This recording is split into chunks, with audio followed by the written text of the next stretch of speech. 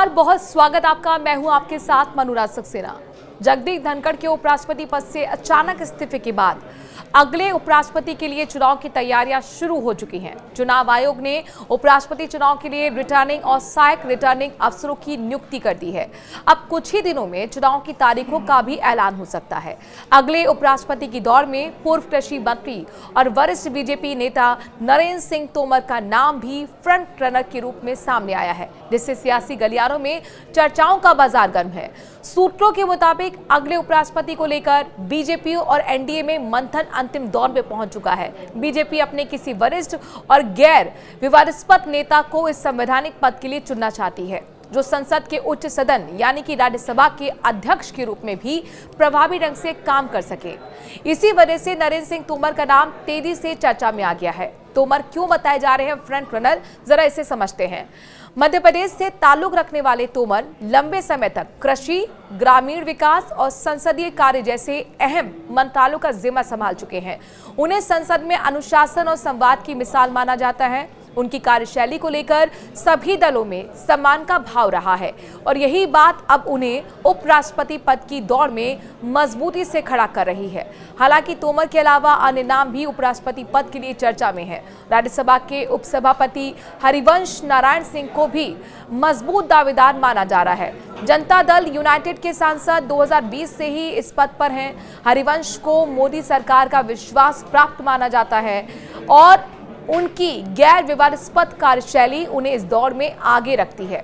इसके अलावा कुछ सूत्रों का कहना है कि बीजेपी अपने किसी अन्य वरिष्ठ नेता या राज्यपाल के अनुभव वाले नेता को भी इस पद के लिए चुन सकती है।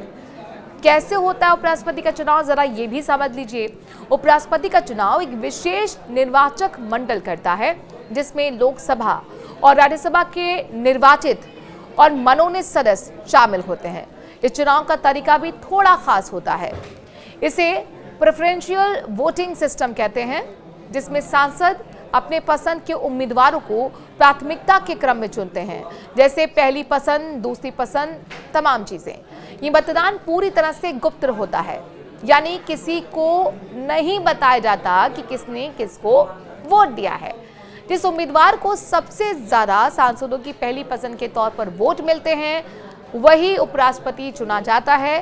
फिर देश के राष्ट्रपति उन्हें शपथ दिलाते हैं। उपराष्ट्रपति का कार्यकाल 5 साल का होता है, लेकिन वो चाहें तो दोबारा चुनाव लड़ सकते हैं। उपराष्ट्रपति राज्यसभा के सभापति यानी चेयरमैन भी होते हैं। अगर राष्ट्रपति किसी कारणवश अपने पद पर काम नहीं कर पा रहे हों तो उपराष्ट्रपति को कार्यवाहक राष्ट्रपति की भूमिका भी निभानी पड़ सकती है। इस तरह से भारत में उपराष्ट्रपति का चुनाव एक संवैधानिक और सुनियोजित प्रक्रिया के तहत होता है, जिसमें संसद के सदस्य अपनी भूमिका निभाते हैं। हालांकि कई नाम लगातार चर्चा में बने रहे कि उपराष्ट्रपति के लिए कौन चेहरा हो सकता है। इस पर आपने देखा कि बिहार में अब विधानसभा चुनाव नजदीक हैं, तो माना यह जा रहा था कि वहाँ मौजूदा जो मुख्यमंत्री हैं यानी नीतीश कुमार को उपराष्ट्रपति के तौर पर प्रोजेक्ट कर सकती है बीजेपी यानी एनडीए सरकार। लेकिन इन सबके बीच में उनके अलावा अब एक और नाम भी ट्विस्ट के तौर पर देखा जा रहा है। वो नाम है जो कि राजस्थान की राजनीति का लगातार बड़ा चेहरा रही है, वसुंधरा राजे, क्योंकि हाल ही में उन्होंने संसद सत्र जब चल रहा था उस संसद सत्र के दौरान दिल्ली में आकर दिल्ली दौरे के दौरान प्रधानमंत्री नरेंद्र मोदी से मुलाकात की है। बड़ी शख्सियत है वसुंधरा राजे, कई बार की मुख्यमंत्री रही हैं और जाहिर तौर पर उनका अचानक से यहाँ पर मुलाकात के कई मायने निकाले जा रहे। प्रधानमंत्री के साथ जो मुलाकात हुई, हालांकि ये लगातार अभी चर्चाएं हैं। नीतीश कुमार हो, नरेंद्र सिंह तोमर हो या फिर वसुंधरा राजे, कौन अब इसमें सबसे आगे होगा, ये देखने वाली बात होगी। फिलहाल इस खबर पर लगातार हमारी नजर बनी हुई है। जो भी अपडेट आएगा आप तक हम पहुंचाएंगे। लेकिन आप क्या सोचते हैं, आखिरकार कौन है रनर अप चेहरा इन सब में? किसको बनना चाहिए उपराष्ट्रपति? कमेंट के जरिए अपनी राय जरूर दें। नमस्कार।